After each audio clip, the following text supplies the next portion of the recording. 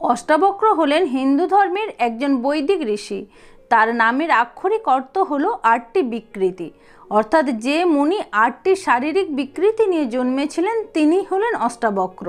তিনি মাতৃগর্ভে পিতার কাছ থেকে অভিশপ্ত হয়ে অষ্টাবক্র হয়ে জন্মেছিলেন। আবার পিতার আশীর্বাদেই তার এই বক্রতার থেকে মুক্তিও পেয়েছিলেন।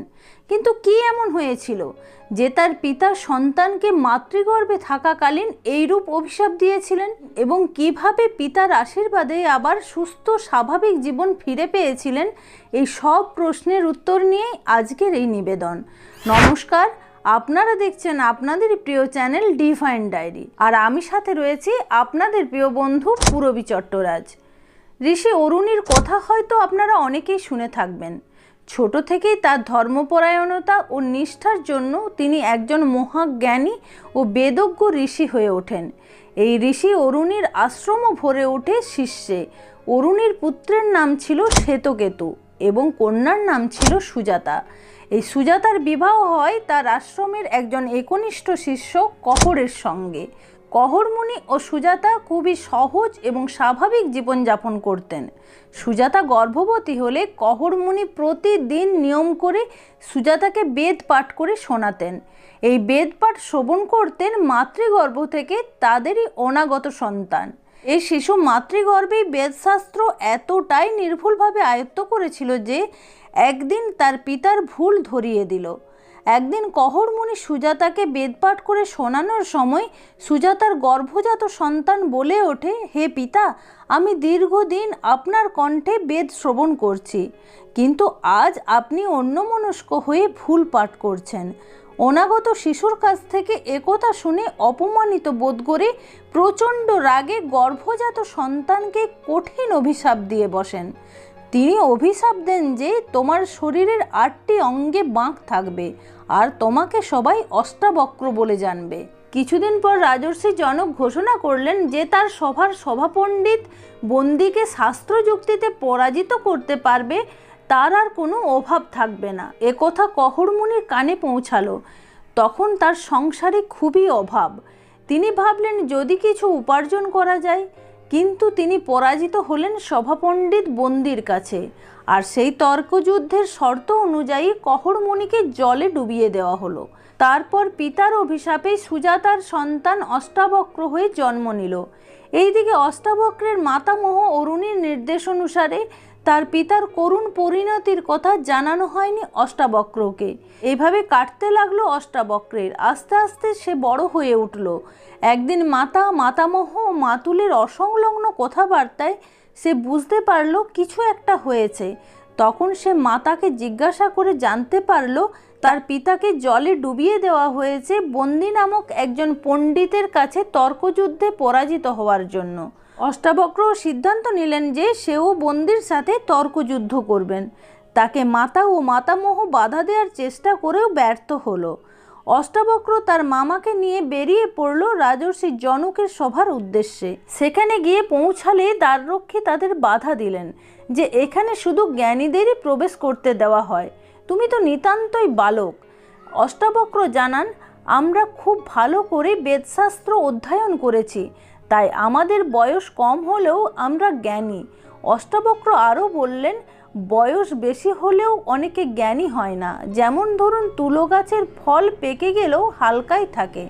তাই আমাকে ভেতরে যাবার অনুমতি দিন, দেখি সবাই কত বড় পণ্ডিত রয়েছে। তখন দ্বারপাল তার কথায় মুগ্ধ হয়ে ভেতরে যাওয়ার অনুমতি দিলেন।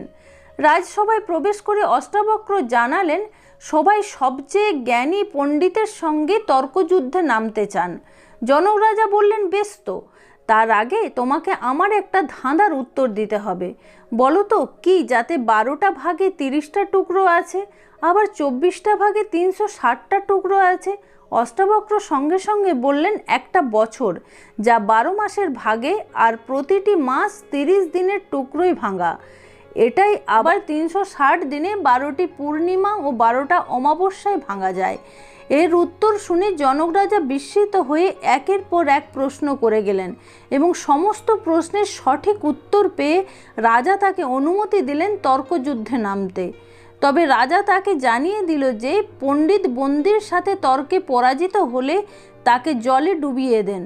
তখন অষ্টাবক্র জনক রাজাকে বললেন, আপনি ভয় পাবেন না, উনি এখনও সেরকম কোনো জ্ঞানী মানুষের সঙ্গে তর্ক করেননি বলে ওনার এই ভাব। ওনার সব দর্প চূর্ণ হয়ে যাবে আজ। এরপর মুখোমুখি হলো বন্দি ও অষ্টাবক্র। শুরু হলো তর্কযুদ্ধ। একের পর এক প্রশ্নের উত্তর দিয়ে বন্দিকে পরাজিত করলো অষ্টাবক্র। জনক রাজা বললেন, অষ্টাবক্র, তুমি বালক হলেও মহাজ্ঞানী। এখন বন্দি তোমার অধীনে, তুমি ওনাকে যেমনভাবে খুশি ব্যবহার করতে পারো। তখন অষ্টাবক্র বললেন, উনি যেমনভাবে সবাইকে জলে ডুবিয়ে দিয়েছেন, ওনাকেও সেইভাবে জলে ডুবিয়ে দেওয়া হোক। তখন বন্দি বললেন, আমার ভালোই হলো, কারণ আমি জলের দেবতা বরুণ দেবের সন্তান।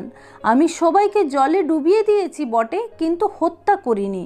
আমার পিতার একটি যজ্ঞের জন্য কয়েকজন জ্ঞানী ব্রাহ্মণের প্রয়োজন ছিল, তাই তাদের আমি জলের নিচে পাঠিয়ে দিয়েছি।